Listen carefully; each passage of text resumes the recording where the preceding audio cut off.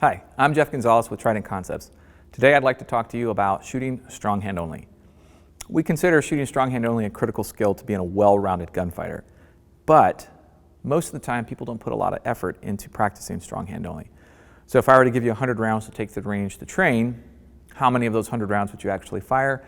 On average, it's less than 10. So what does that mean? That means that whatever the technique is that you're going to use for strong hand only needs to be very similar to what you already use with two hands. So for us, there's a lot of emphasis that we put on our grip as well as the engagement of our upper shoulder region. So let's talk about the grip. The crush grip that we use with two hands is the same. It doesn't really change when we go to just using one hand. So my crush grip is going to have a lot of pressure applied with my pinky. Normally when I have my second hand in play, my right hand thumb is pushing down on my left hand thumb. So without my left hand thumb present, I still want to drop my right hand thumb to kind of close that grip, kind of almost create more of a fist-like grip. So once I've accomplished that, my grip is as good as it's probably going to get.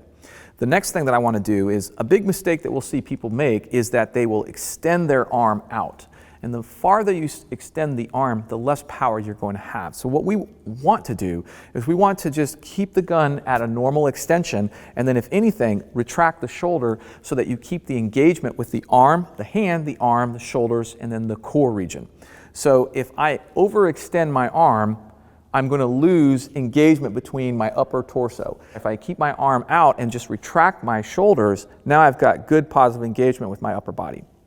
About the only other thing that we try to encourage people to do has to do with their elbow. So normally when I'm shooting with two arms, I have my elbow pointing down at my feet.